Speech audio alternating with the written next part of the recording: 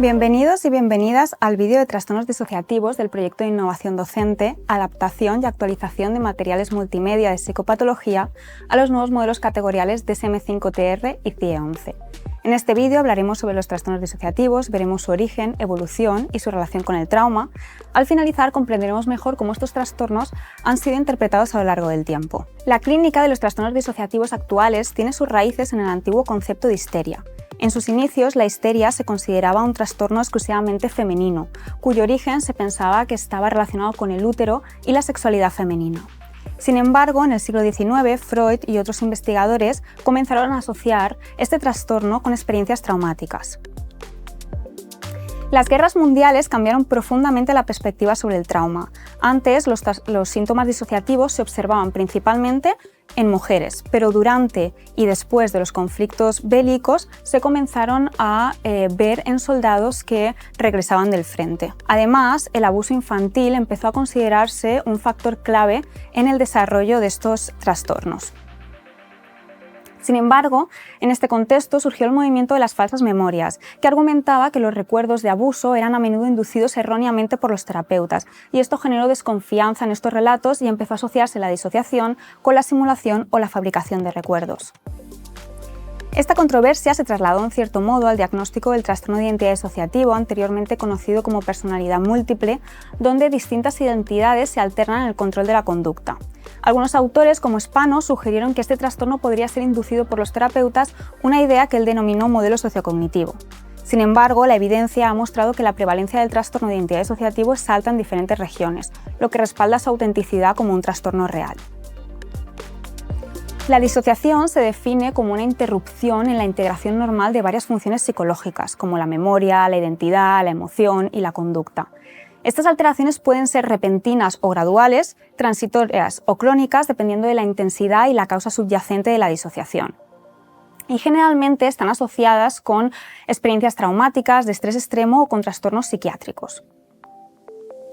Cardeña propuso tres agrupaciones del concepto de disociación. La primera es la falta de integración mental, que describe cómo la mente no es unitaria y puede estar compuesta por fragmentos disociados, como ocurre la fuga disociativa y el trastorno de identidad disociativo.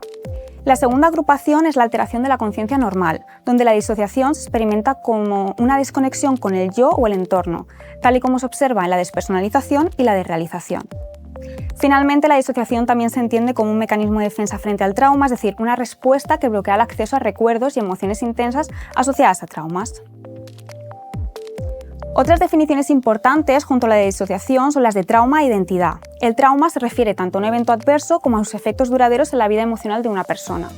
Y por otro lado, la identidad es un constructo dinámico que incluye valores, recuerdos y la forma de actuar, transformándose constantemente según la cultura y el entorno. A continuación vamos a analizar los síntomas disociativos, que se dividen en dos grandes categorías, positivos y negativos. Los síntomas positivos son los que suman experiencias o sensaciones adicionales, como las intrusiones en la conciencia, que son pensamientos, recuerdos o experiencias que surgen de manera involuntaria y no deseada.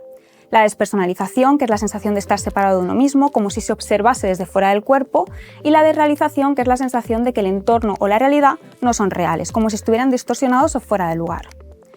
Por otro lado, los síntomas negativos son los que disminuyen la capacidad de funcionar con normalidad. Por ejemplo, la amnesia, donde la persona pierde recuerdos de eventos específicos, generalmente relacionados con experiencias traumáticas, o la pérdida de control sobre funciones mentales, donde la persona tiene dificultades para controlar sus pensamientos, emociones o conductas, como si no tuviera dominio sobre su mente. Thayer propuso una clasificación basada en la función afectada: la disociación de la personalidad, en donde se incluiría el trastorno de identidad disociativo, la disociación de conductas complejas, donde estarían la fuga disociativa y los estados de trance, la disociación de movimientos o sensaciones, aquí estaría la histeria de conversión, o llamada trastorno de síntomas neurológicos funcionales, la disociación de la función cognitiva, en donde aparecería la amnesia disociativa, la disociación de la percepción, encontrando aquí la despersonalización y la desrealización, y finalmente otros tipos de disociación que incluirían el trance, los estados de posesión, los estados disociativos de corta duración en adolescentes y jóvenes, adultos, la pseudodemencia histérica o síndrome de Ganser. A continuación veremos cómo los trastornos disociativos han sido clasificados en los principales sistemas de clasificación diagnóstica internacionales, específicamente la CIE-11 y en el DSM-5-TR. En esta diapositiva podemos ver los trastornos disociativos que están incluidos tanto en la CIE-11 como en el DSM-5-TR. A continuación comentaremos los principales cambios en la clasificación de los trastornos disociativos en la CIE-11. Los trastornos disociativos ahora tienen una clasificación propia en la CIE-11, separándose de los trastornos neuróticos y somatomorfos. Se eliminan los términos de conversión y personalidad múltiple por considerarse confusos o estigmatizantes. Se diferencian los trastornos disociativos de los síntomas somáticos y perceptivos. Además, se distingue entre la disociación del movimiento, la sensación y la cognición, así como entre el trastorno de identidad disociativo total y parcial. Respecto a los cambios introducidos en el DSM-5-TR para los trastornos disociativos, la fuga psicógena pasa a llamarse fuga disociativa y se integra como un subtipo de trastorno de amnesia disociativa. Además, se crea la categoría de otro trastorno disociativo especificado para diagnosticar casos con síntomas disociativos significativos que no cumplen todos los criterios de un trastorno específico. Estas actualizaciones permiten realizar diagnósticos más precisos y flexibles, asegurando que no queden fuera casos relevantes. A continuación, nos centraremos en la comprensión de los criterios diagnósticos de cada uno de los trastornos disociativos según el DSM-5-TR. En primer lugar, vamos a hablar sobre el trastorno de despersonalización de realización, un trastorno disociativo caracterizado por la sensación persistente de desconexión, ya sea con uno mismo o con el entorno. Este trastorno se manifiesta en dos experiencias principales, la despersonalización, que es la sensación de estar separado de uno mismo, y la desrealización, que es la sensación de que el mundo exterior es irreal o extraño. A diferencia de otros trastornos disociativos, en este caso las pruebas de realidad se mantienen intactas, es decir, la persona sigue siendo consciente de que lo que está experimentando no es real. Este trastorno puede generar un gran malestar emocional, afectando significativamente la vida social y laboral de quien lo padece. Además, no puede ser atribuido a efectos fisiológicos de una sustancia ni una enfermedad médica. Tampoco se explica mejor por otros trastornos como la esquizofrenia, el trastorno de pánico, el trastorno de depresión mayor, el trastorno de estrés postraumático o el trastorno de estrés agudo, ni por otro trastorno disociativo. Para diferenciar el trastorno de despersonalización de realización de otros trastornos disociativos debemos tener en cuenta varios aspectos. El factor clave es que la persona no pierde en ningún momento el contacto con la realidad, sabe que las experiencias que está viviendo no son reales. Además, no se presentan otros síntomas como la amnesia disociativa, no hay alternancia de identidades ni cambios en la conducta motora o en la conducta habitual. Y algo importante es que no es necesario que haya un trauma grave para que este síntoma aparezca. A continuación vamos a hablar sobre la amnesia disociativa. Primero repasaremos sus criterios diagnósticos y luego veremos la variante de la fuga disociativa. El primer criterio diagnóstico establece que la persona no puede recordar información autobiográfica importante. Esto suele ocurrir en situaciones de trauma o estrés extremo, y este tipo de amnesia no puede ser explicado por el olvido común ni por causas médicas o neurológicas.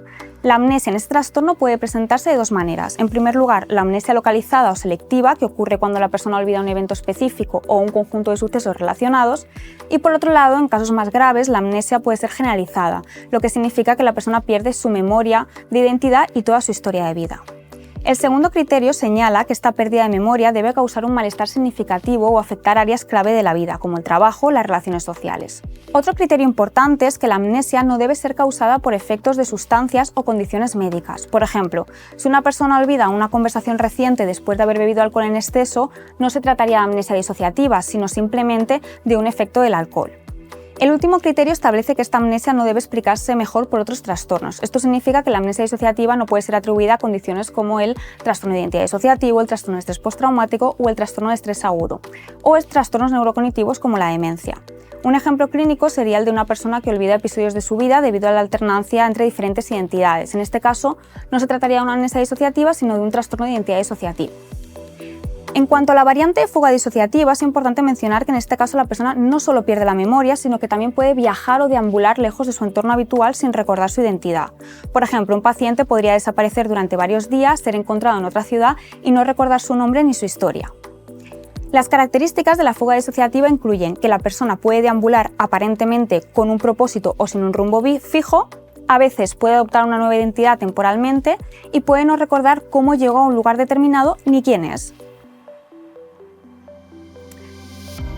En el trastorno de identidad disociativo, la persona experimenta dos o más estados de personalidad bien definidos, lo que provoca una discontinuidad en su identidad.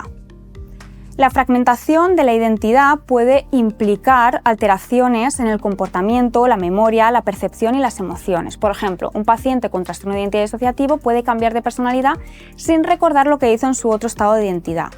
Estos síntomas causan malestar significativo o deterioro en diversas áreas del funcionamiento del individuo. Cuando hay cambios de identidad acompañados de pérdida de memoria sin una causa médica subyacente, es probable que se trate de un caso de trastorno de identidad disociativo. Por último, tenemos la categoría de otro trastorno disociativo especificado. Este diagnóstico se aplica cuando una persona presenta síntomas disociativos que afectan su vida diaria, pero que no encajan completamente en un trastorno disociativo específico. En estos casos, el clínico debe indicar la razón por la cual el cuadro no se ajusta a un diagnóstico definido. Estudios recientes muestran que los trastornos disociativos no ocurren de manera aislada, sino que los pacientes suelen tener múltiples diagnósticos simultáneamente, lo que impacta directamente en su tratamiento y recuperación. Es común que los pacientes presenten síntomas de ansiedad, depresión u otros trastornos somáticos, además de condiciones médicas asociadas con el estrés. El reconocimiento de estas comorbilidades es fundamental para planificar intervenciones efectivas. Por último, es fundamental distinguir los trastornos disociativos de otras condiciones psiquiátricas y médicas, descartando posibles causas fisiológicas y evaluando si los síntomas corresponden mejor a otro trastorno mental. Además, dentro de los propios trastornos disociativos, ciertos síntomas como la amnesia disociativa o la despersonalización de realización no se diagnostican de manera independiente si forman parte de un diagnóstico más amplio, como el trastorno de identidad disociativo. Y hasta aquí los contenidos más importantes del tema de trastornos disociativos. Muchas gracias.